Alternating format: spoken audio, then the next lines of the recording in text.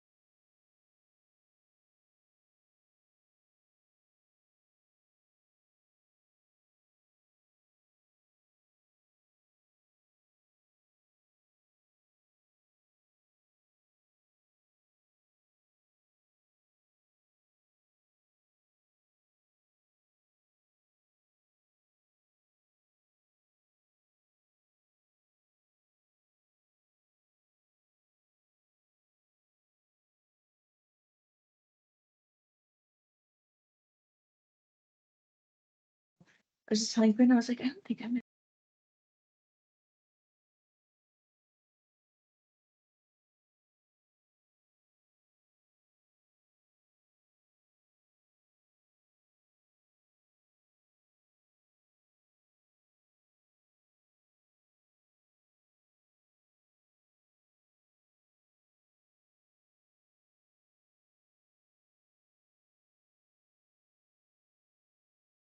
Right, just for future, for a note that you'll need to be a little bit patient with us as we try and share things to the screen for you. Sometimes it will take us a minute to do that. And I'm going to practice this sharing something right now, if I can. There it is. Share.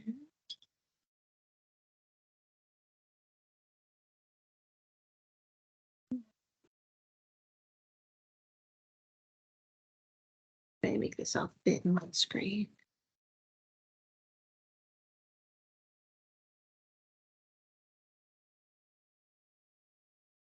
All right. So welcome to all of the students out there. All of the blue teamers, we are excited to have you with us today, and glad that you're here to learn about the pre-competition materials.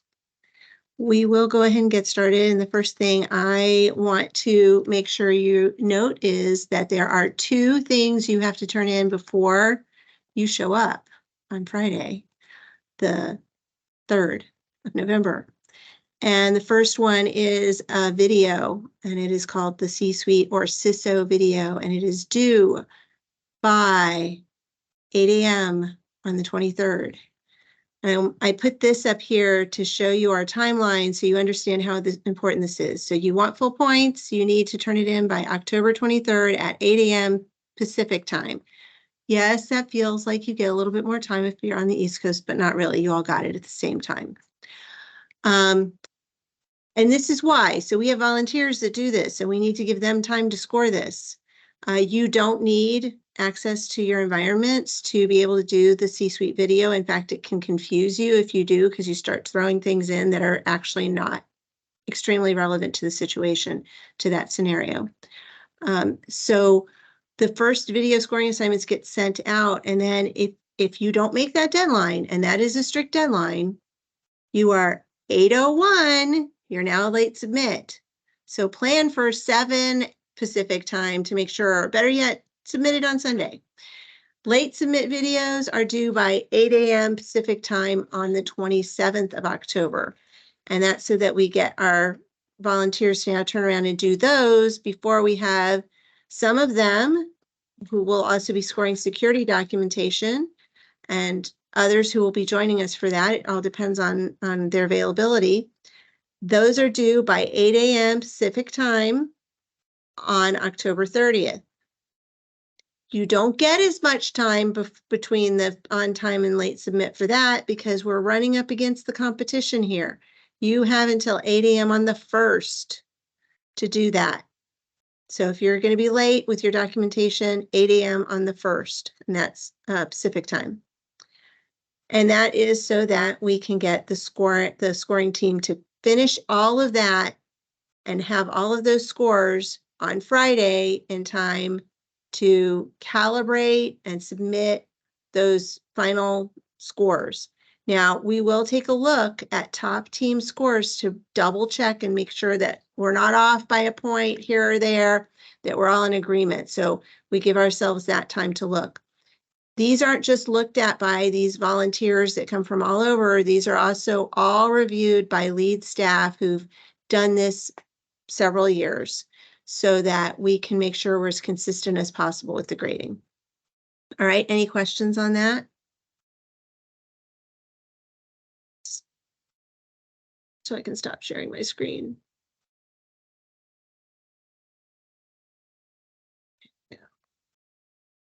Sorry, I'm not using a mouse. It takes me a minute. All right, so for more on the CISO video, I'm going to turn this over to Patrick and Quinn, and they're going to talk to you about what the CISO video is and how it gets scored and that sort of thing. Take it away, gentlemen.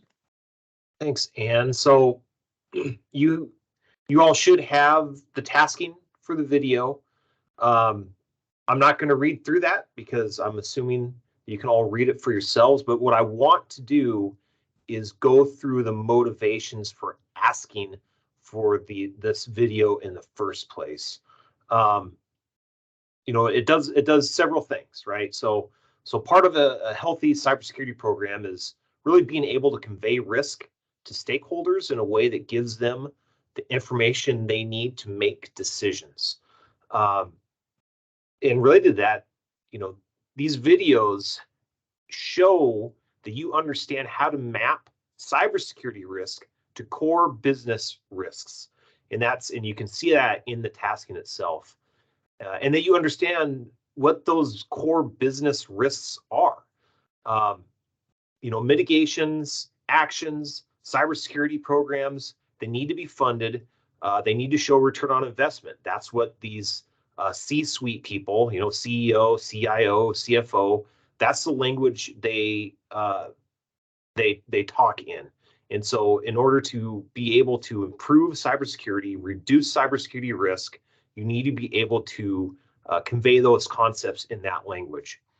You know, these videos help show that you can interact professionally, right? So that helps get the support of these C-suite type people to begin with. Shows that you've thought about how your proposed actions actually reduce risk, and that you know how to convey those to a non-technical audience. Shows that you can prioritize actions, right? So if everything's a priority, nothing is. So we want to see that you've thought through what the most biggest priority actions are and can convey that. Relatedly, these videos show that you can respond to specific concerns of the stakeholders. They may be worried about issues that your team doesn't prioritize. The reason for that could be different than what you might think, right? So usually there might be a misunderstanding of these C-suite type executives of the cybersecurity concerns, or they might know more about the business risks than you do because they're looking at risk from organization as a whole, looking at the whole big picture. And so being able to address their specific concerns from a cybersecurity perspective is incredibly important. And finally, it shows that you can be concise. So 5 minutes is not very much time. You're not going to be able to do a deep technical dive and teach these C-suite executives all about the network and what you're going to do, and deep technical details. You need to be concise and get the information across in a short amount of time. So we're going to share the rubric here in a minute. Quinn is going to do that and highlight some of the bigger areas. But essentially what we're looking for is we're taking the role of one of these executives and trying to assess if you understand those things we covered in addition to the tasking that you'll see. So remember the audience. Think about the words that I repeated a lot. One of those is risk. And please make sure that you test your video before you submit, right? So YouTube links are the best, but make sure you test those links while you're not logged in, because if you're logged in, you upload and you only have, only you can view that link, then obviously we won't be able to. We don't want teams being deducted points because of something like that, right? We want to deduct points because of content, not because of submission types or not being able to open your link. All right, yeah, and please post questions and we can answer those at the end as they come up or at any time. All right, Quinn.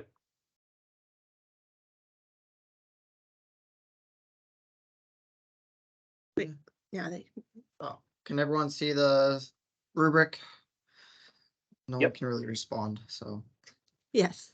Awesome. So I just want to cover a few points on the rubric. Everyone should know how rubrics work. Everyone's been in school for a long time, so there's nothing different. But it is possible to get a 0 score even when turning in a video. So make sure that when you're doing it, you're addressing each key point. And it's broken down into 3 main sections, being the risks to core businesses, strategy to reduce risks, and high priority recommendations. Those are the 3 main ones. And then there are also, we are looking at the presentation time with how the video is. If you don't include your team ID, or if there is your school being identified in it, that will mark you down. So make sure that your school is not identifiable through it. We don't want any bias towards schools. And so that team ID, focus on that. The video length is approximately 5 minutes. This does mean that you can be a little bit shorter or a little bit longer, but don't be too drastically longer. Like if you're under 4 minutes, then I'll be changing some things. But it is there to give you some leeway for the time, and the 2 or more members should be participating equally.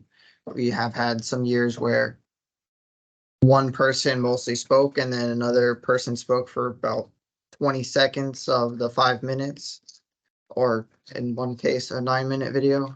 But we want to make sure that everyone is there equally and everyone is contributing to this. When talking about the risks, the main focus is towards the C-suite. They are focused on the risks to how it could impact the business of having different vulnerabilities or concerns as such. Once again, if it does not pertain to the C-suite, you will get marked down for that. So make sure that's the focus. We also want, moving on to the strategy to reduce those risks, you want to focus on speaking specifically towards what you addressed the C-suite to earlier. Trying to make sure the focus is on how to counteract those risks that you addressed before. That is what the strategy to reduce risk is mostly focused on. That will be different than the high priority recommendations, which are to overall protect the infrastructure. And so that is where the difference between strategy to reduce risks and high priority recommendations, it can get confusing since they are similar, but focus point is two different ones. One is mainly focused on addressing those risks to core businesses, how to reduce those. Well, high priority recommendations is for the overall infrastructure, not necessarily the risks that the core business will care about. Please make sure you're appropriately dressed for it and that your slides and visual aids are coherent and well done. We do have videos that show what a better presentation would look like and a not so great presentation would look like. Do you want to share? Which I can share right now. Hopefully.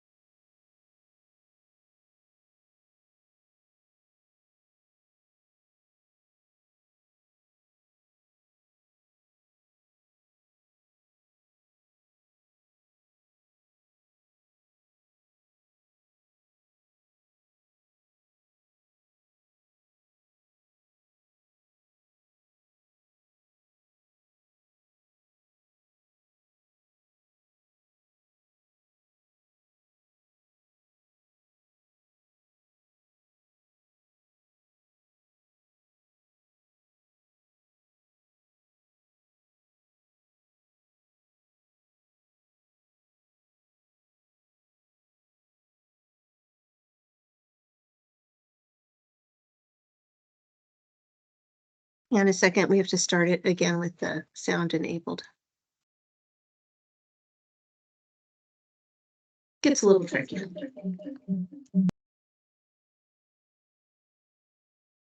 Let's see.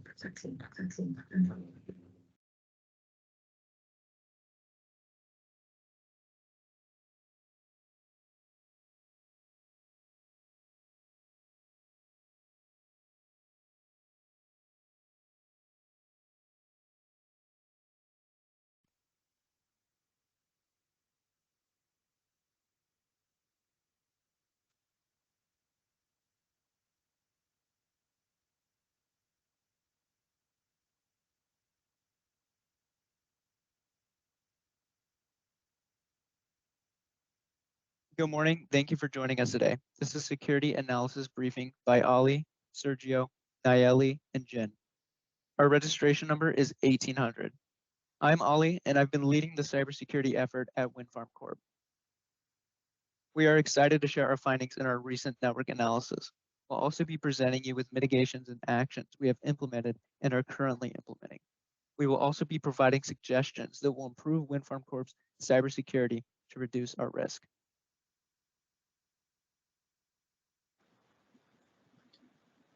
In our analysis, we identified approximately 54 vulnerabilities, which can be categorized into three main sets. These categories are 1. Weak passwords, 2. Suspicious and vulnerable accounts, and 3. Poorly configured and unnecessary applications.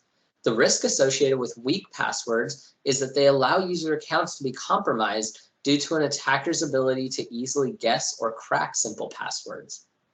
The risk with having suspicious user accounts, which have elevated access, is that access to these accounts could allow attackers to access sensitive files. The risk with applications which we no longer use is that they may have vulnerabilities associated with them, which could introduce new attack opportunities. Hello, I'm Nayeli. Currently, our cybersecurity team has taken the following measures to mitigate against the potential vulnerabilities which were just shared with you.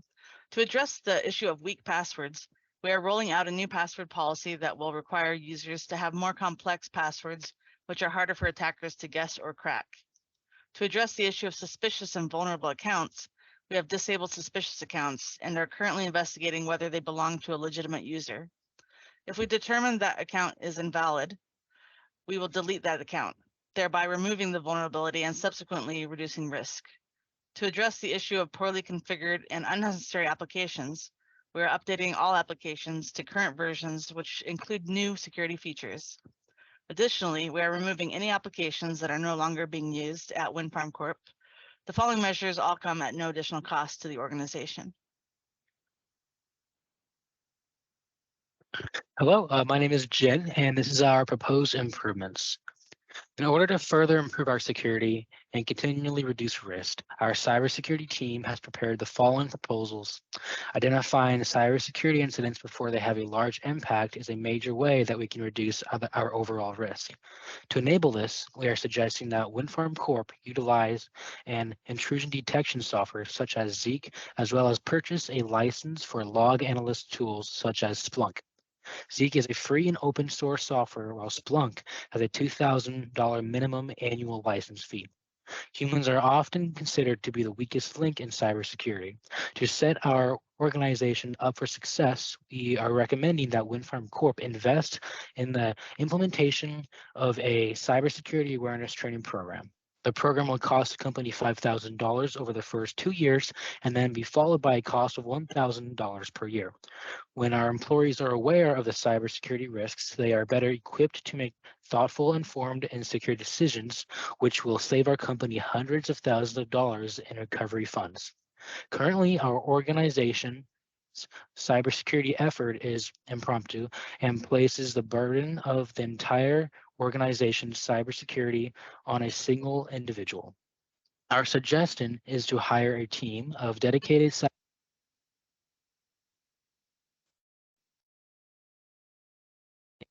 So that was part of the video for what a good video would look like, and kind of what we were looking for in a presentation. You don't have to show your face though necessarily. You can just have slides and talk over it. I remember the audience is non-technical, so don't make them guess at what is being addressed. Be straight to the point and try not to go into details too much about the video. That is a key point. All right. Thanks, Quinn. Patrick, anything to follow up with? Nope, I'm looking forward to viewing these videos as always. We always have a good time seeing your videos. So yes, you're creating the video based on the information you have now and whatever you research about the risks involved in this specific situation. Remember, you have the overall scenario and then you have the specific scenario that is underneath that. So you've been tasked with something by your C-suite to give them some information, and now you have to respond to their questions and concerns, but you don't have to have any access to your system in order to respond to their concerns. That's why this is a good exercise for you to do now, and then it will be out of the way. And then you can work on hardening your systems when you get them on, I believe it's Monday. And that's the time you can do your security documentation. So I'm going to kick it over to David. The example, by the way, may not have gotten the full 1,000 points, but it is a video that scored fairly high. So David, your turn. All right, thank you. I'm glad that you're all able to join. As Patrick talked about, this is an exercise for you to prioritize what you want to tell the C-suite. You get 5 minutes. In reality, that's a lot of time for your video. Also, kind of carry some of that same thoughts over into your documentation.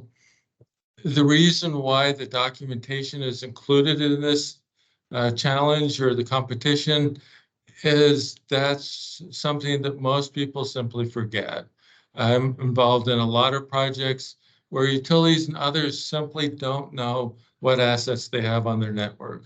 So the security documentation has a section where you list the assets that you have. You're going to scan your known hosts that you have access to, identify vulnerabilities. Again, you're going to prioritize what you do or what you're going to address, because you can't address them all. One of the things that we have done in the document is we have listed specific word counts. We don't want you to write pages and pages and pages. I think we've got 4 or 5 sections. Each one of those is a page or 2 tops. We've had some teams in the past that have listed attached a full Nessus scan, the raw results, added another 100 pages to their document. That's not what we want. We want you to read through whatever you're scanning with, and then take that information, prioritize it, and list your high risks and the high impact vulnerabilities into the security document template that we have. So this is really, so often in school we think it's all about the technical aspects. We patch something. Is there a really cool 0-day, or buffer overflow or something? But both of these tasks are to help you step back from the problem and realize it's about communicating the risks to others. Can you communicate it in a presentation? Can you communicate it in your written documentation? Let's see, Quinn, can you share the rubric? And then maybe we'll do, or not one, which one do you have first, the rubric or the template? I have both ready. Pick one and let's show it.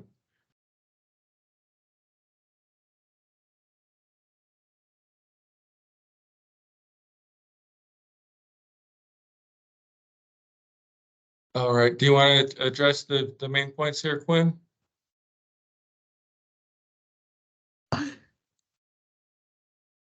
So overall, we're looking to make sure that each section is filled in and that the language used is clear for the senior leadership. When we're looking at asset inventory, it is just listed there with all included important points. If any spot is left blank, then that will be marked down, and we will have a list of what should be there, all the hosts and OSs and everything. So we'll be double checking that. The network diagram should not be done in like paint, kind of. It should be a more clear picture, making sure that it looks professional. You can do a drawing on a whiteboard as long as it looks professional and is well done. Making sure that everything makes sense for the network.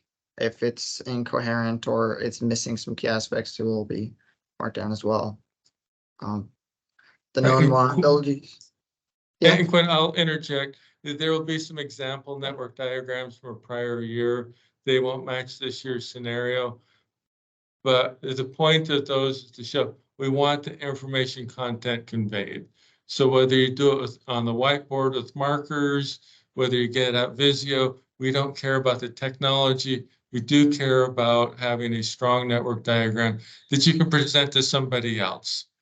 When I'm working on a project and I'm thinking about documentation, I often think this is a message to my future self.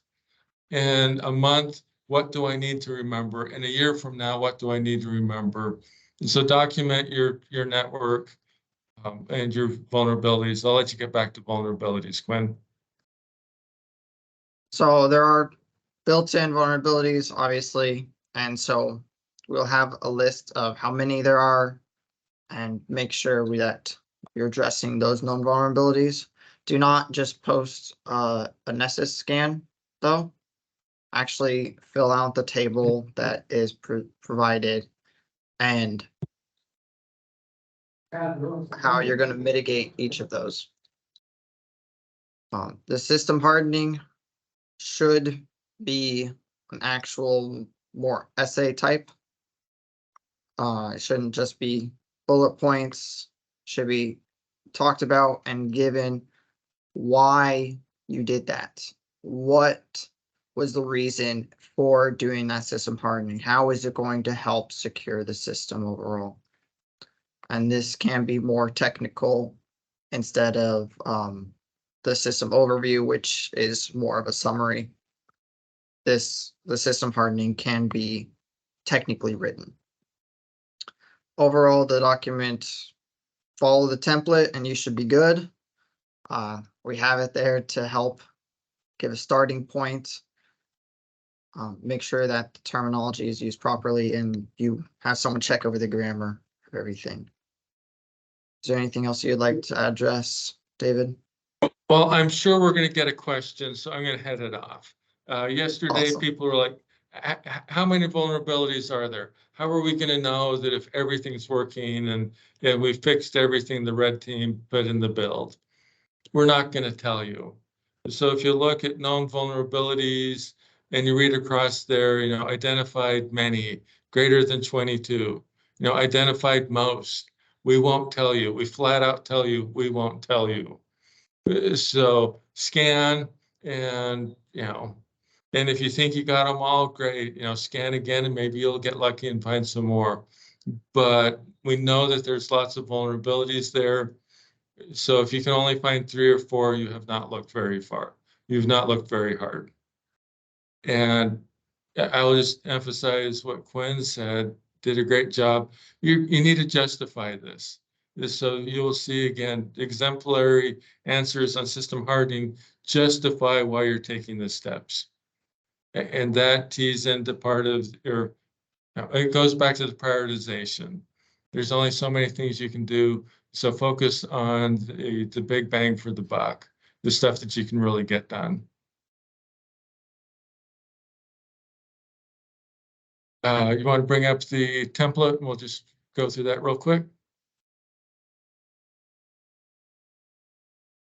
Oh, there's a question in the chat. The documentation is turned in after the video. The video will be due before you get access to your environment. As soon as you get access to the environment, you can start working on your network diagram, your asset inventory, the pieces for the documentation. So here's our security document and, team ID. A lot of people want to put branding in here, but we don't. We want this to be anonymous, so there's no bias for or against any of the teams. So keep your school mascot out of your documents. All right, go to the next one. Okay, system overview, 250 words or less. You're going to have to prioritize what you want to say. Again, same thing here. You get 5 minutes with the C-suite. You get 250 words to tell us what your system does. Asset inventory is a much longer table. Just go ahead and scroll down. Your hosts, the OS and so forth. The network diagram, so you can read through that. Network diagram should fit, you should be able to get it to fit on a page. And then vulnerabilities, a table here where you can list everything. Your host, the vulnerability mitigations, and fill that all out as well. And then system hardening, this is where you're going to, 1,250 words, that's about a page and a half, depending upon how you write. But again, this is a high-level overview. You're not going to walk us through a 100-page vulnerability scan saying, yes, we'll do this, yes, we'll do that. We want to know, a brief 1-page summary of how you're going to harden your system.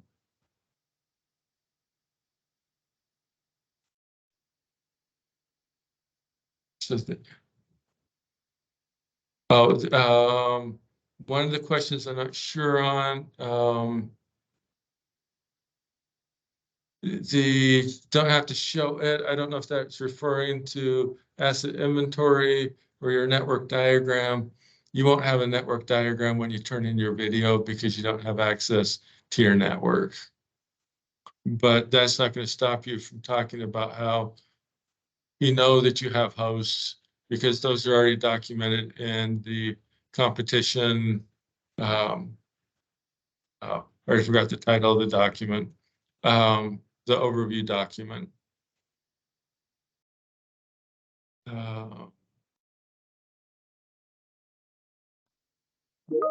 Okay, so the question here, do we have to make up details starting from the scenario provided? I would refer to that as to filling in the blanks. You're going to use your subject matter expertise to fill in the blanks that are in the scenario. We know that there's a lot of missing details, so make good assumptions and then justify those assumptions as needed. This is a document Quinn just loaded. This shows a network diagram. It just puts everything in this fuzzy circle. That doesn't tell us anything about how devices are connected, the services and the ports that are open. It's really one of our, poorer network examples. Why don't we scroll down to just briefly scroll through the rest of them, Quinn. So one a bit better. If you read through these examples, you will see that we have short explanations at the bottom that explain how they were graded. And we've got one, I think, didn't we do a whiteboard diagram? Oh, there we go. So if you don't have time to learn one of these tools, just put it on a whiteboard. And that's fine and acceptable. We don't want you to fight technology for an hour or two when you can do something a little bit simpler. All right. So read the rubric. The rubric is your friend, and then reread it again.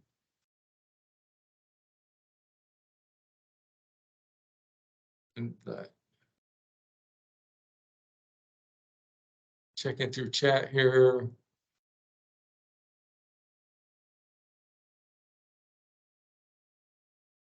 No questions on security documentation? Oh, there's one. Packet tracer appropriate for making the network diagram.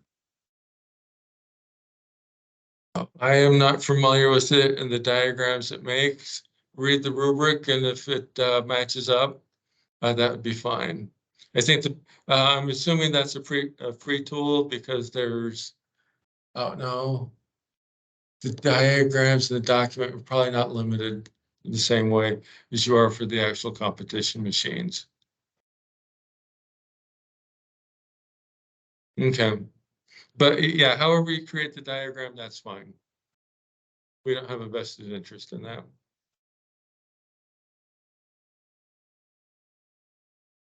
Somebody's got a hand up.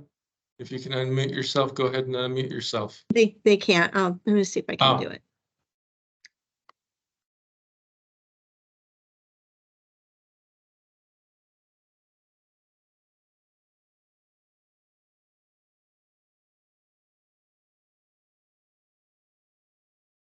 I'll emphasize again, it was mentioned a bit yesterday. This is worth over 1,000 points. 1,000 points will drop you out of the top, potentially could drop you out of the top half of the competition.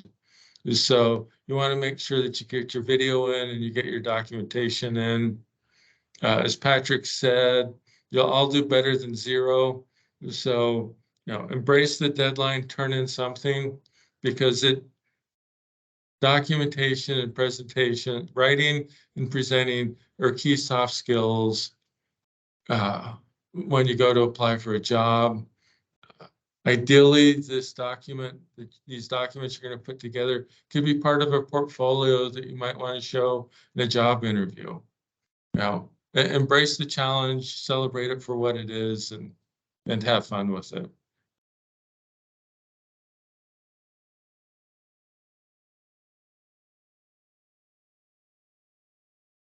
Yeah, question on. So before we go there, Juan, do you still have that question? I couldn't unmute you, but I can ask Eddie or Stephanie to do that. They posted in chat. Oh, you posted it in chat. All right.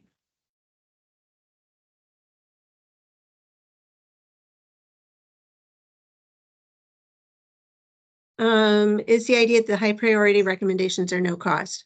Remember that they may not be no cost, but your C-suite is going to be concerned with cost.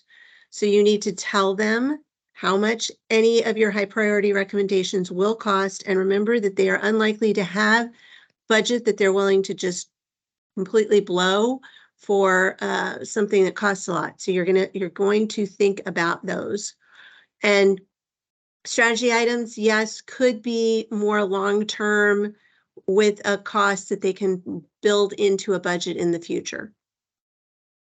Yeah, so there's a difference here. The tools you use can't have a cost because that's to keep a level playing field across all the schools. But the presentation to the C-suite, you're not going to go in front of the C-suite if you're not asking for money. So your strategy and your mitigations, those can incur a cost. But you're going to want to have that return on investment calculation done, as Patrick talked about, so that you know which strategy is the best strategy to pursue. Is that helpful?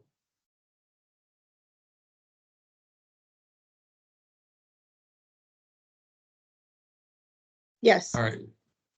So there's a question, how can we do this if we don't know how big our network is? As I mentioned earlier, you can fill in the blanks. So you can assume for the competition itself, you're going to have 6 hosts. But for the C-suite presentation, you can say that, we've been informed that there's 1,000 hosts, or, we've got 10,000 smart meters. Make up a number, make it a reasonable number, and then use that number to come up with some reasonable estimates for costs, for your strategy, and so forth. And so we're asking you to make some reasonable assumptions, but and every team can do that. Just do what works best within the experience that you have.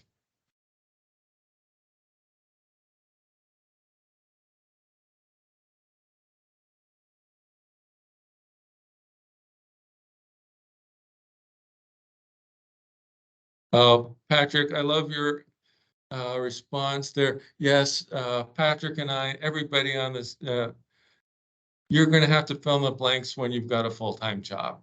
Your manager is going to come in and is going to say, do X. And we're going to be, but what about Y, Z, and how do we get to X? It's just, I don't care, get to X.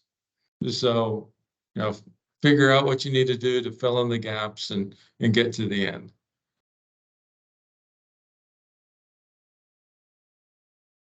Can we assume an MSSP we will hire will be competent? In my experience, they usually aren't. Well, maybe you just need to pay more money to hire a competent one. Yeah. This is the hypothetical scenario. You can't make reasonable assumptions. Don't assume that you can go out and hire a unicorn that jumps over rainbows and does magic things for you. But if the recommendation is to hire a MSSP, you're going to try and hire a good one. Nobody goes out to hire an incompetent person. So just, if you're going to outsource your security, tell the C-suite you need to outsource it because you don't have any competence in-house. So question, are there any prerequisites we should know going into this? I would say your biggest prerequisite would be to know what you and your team members are all strong in so that you can share the responsibility based on what you already know and what your team members know. Does that make sense? If I'm not good at X, but my team member is, I'm going to ask for their guidance and expertise on that particular topic or that particular task. Yeah, if somebody's really good at writing, let them write. Somebody else does video production, let them be your video producer. Some of these things are going to be team efforts, but use the strengths that you have. Use the time that's available. We know that you all have classes, you have midterms, most likely that'll be occurring in the next few weeks. So commit the time that you can, and if you run out of time, submit what you have left.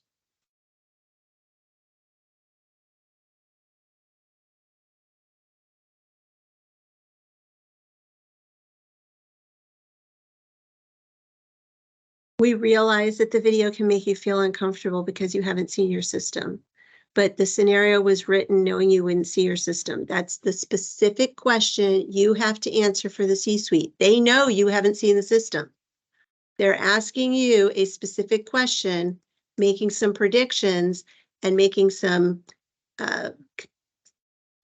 sharing with them some strategies that you have to deal with the risks that are coming your way. Think of it this way. If you did have access and full knowledge of the system, Would the C-suite want to hear you talk about the specifics of the system? Do they want dollar estimates that are down to the penny, or do they need it? No, they don't. They want it's called a brief for a reason. They want the bottom line, what you need to do, what the priorities are, and what it's going to cost. Yeah, I'm on travel this week at a grid security conference. Actually had a conversation after one of the talks yesterday. One company did a cost benefit analysis on 2 different risks for a company. It was like $120,000 for the distributed denial of service attack, but a ransomware attack would cost them like $20 million. That's the kind of stuff that a C-suite can understand. 100,000 versus 20 million. Where should I prioritize my time? And so they need the big picture answers, and you've got the big picture details in your competition document so far.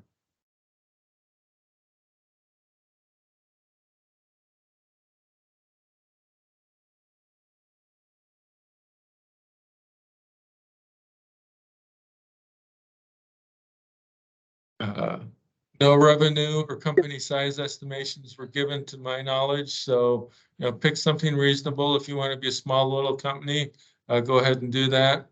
If you want to be a multinational conglomerate, then, make that assumption, but make everything else consistent with that assumption as well. If you're a multinational, you're not going to outsource your cybersecurity. And include in your presentation what your assumption is. You would say something like, as a mid-sized company, this would cost us approximately this much, or as a small company, we need to be concerned at this level. So just make your assumptions obvious in your presentation so that the person scoring it goes, okay, that sounds reasonable for that size company. Question, is a Teams group call recording with presenters on the screen an acceptable video submittal? Yes, it is. Teams, Zoom, all of the online, a camera.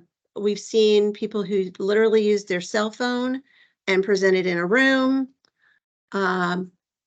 They put slides up on the screen as long as they were close enough that we could see the slides. Whatever will work for your team and your situation, just do it with the best possible quality you can make.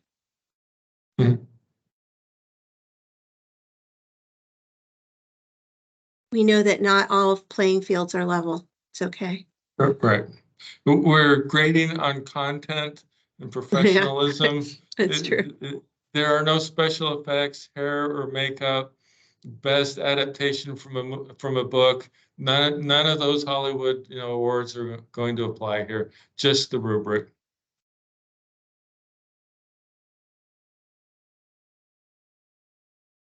Other questions y'all have? This is your chance your only chance on security documentation to ask your questions live too. Yeah, no disco ball. Well, maybe they'll have one at the after party.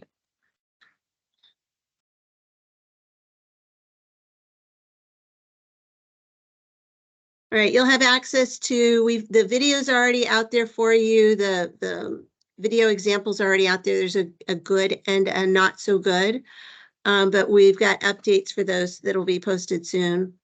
You should have the template, the rubrics. The rubrics are part of your expectations document, by the way. And then the example network diagrams should all be something that you have available to you. If you don't, send us a note on Discord and we'll make sure somebody gets it up to you.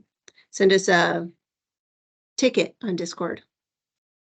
We'll make sure it gets posted.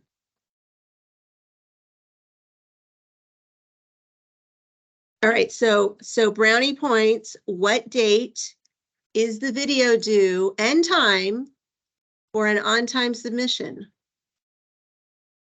Yes, I like pop quizzes. Put it in the chat. Okay, I got a date there. We've got a time. Anybody disagree? All right, I got some more excellent 10 a.m. CST. Somebody's converted for their time zone. Excellent. I was wondering if we're going to get UTC in there. Now, how do you avoid hitting it? Yeah, somebody's got EST in there. By the way, we are on daylight savings time right now. Anybody know when we go to standard time again? I know it's so confusing. We think daylight savings time should be in the winter, but it's actually in the summer. Anybody know when we move to regular time again? Yeah, which It's after- actually it's November 4th. It's November 4th. So our CyberForce weekend. All right, what do you do to avoid accidentally hitting your submit at 8:02 and losing an on-time submission? Yes, turning in early. Excellent, excellent. All right, when is the documentation due for on-time submittal?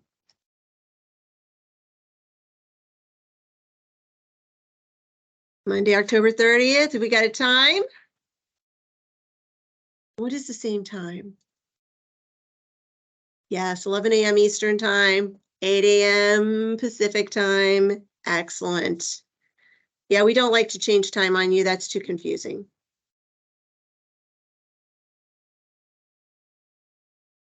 All right, for those I'm hoping none of you are thinking of a late submission, but what is the last date you can submit to get any credit for the video?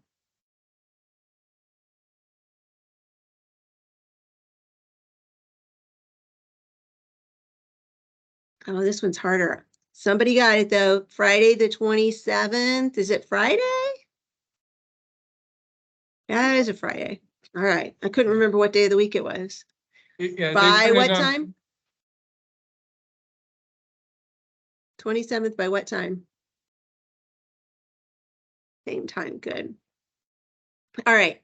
And then when documentation, you don't get as much time between your on time and your late. What is it for the late?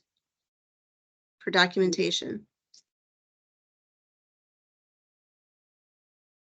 What date for documentation? November 1st. I see it. Excellent. All right. Believe it or not, that is one of the most important questions I can ask you guys and make sure that you're aware of, because we have so many every year that don't turn anything in, and that's points lost. Even if it's not great, it's better to turn it in. So something is better than nothing. 0 points is no good, unless you're just going to do that column 1, which is all 0 points anyway. Don't waste your time on that. All right. Last chance for any questions.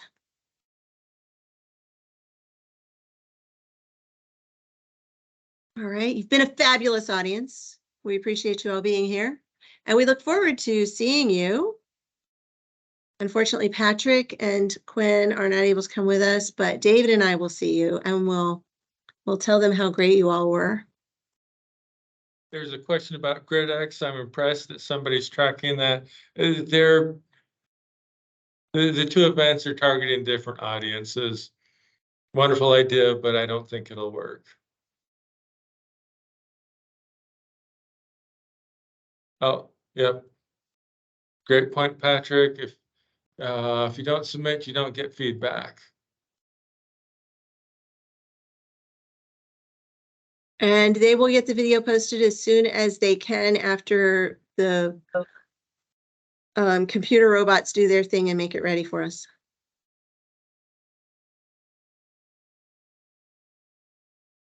And the additional help videos will be posted as soon as they can get them posted. I would expect no later than tomorrow. And those are really, again, just videos showing you what to do and what not to do.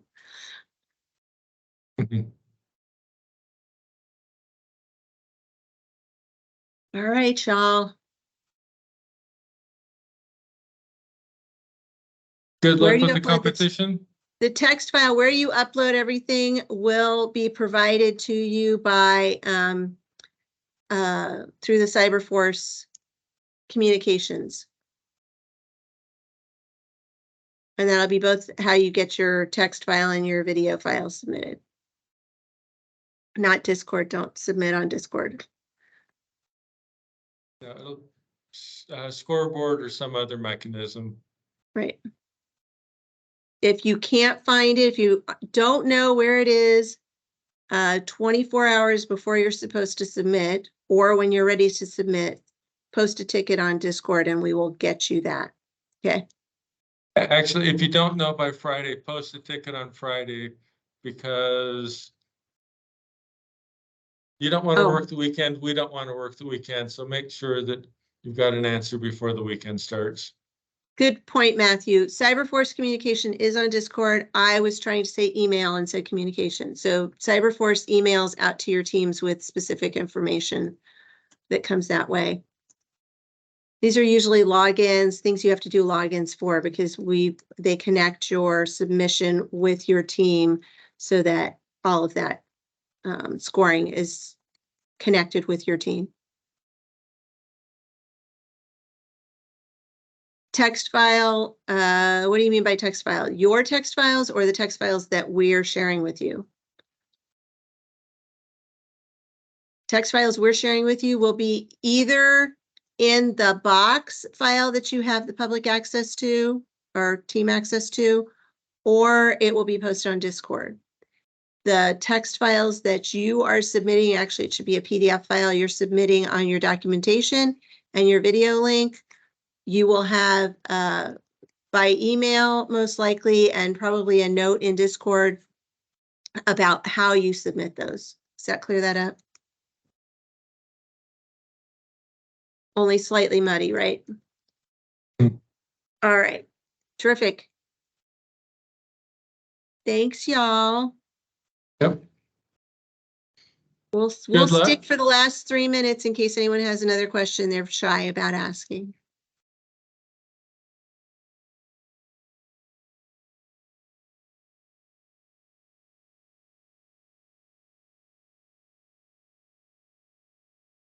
We have no idea the number of anomalies. Why?